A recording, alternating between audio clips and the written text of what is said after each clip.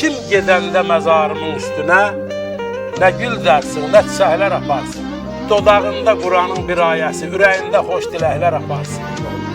İgid canım, şəhid canım, mərd canım, ağrılara möhkəm canım, sərt canım. Qoyma səndə meydan aça dərd canım, dərdin varsa ver küləklər aparsın.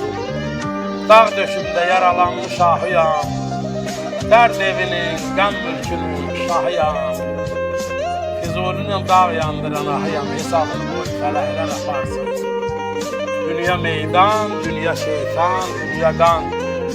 Baxıb gördük dünya axşam, dünyadan.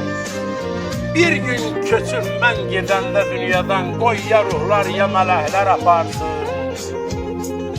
Neçə oğul öldü, əritdi. Ay Zəlimxan, yan qəlbini əritdi. Keçmişini qara torpaq əridi, sabahını gələcəklər aparsın.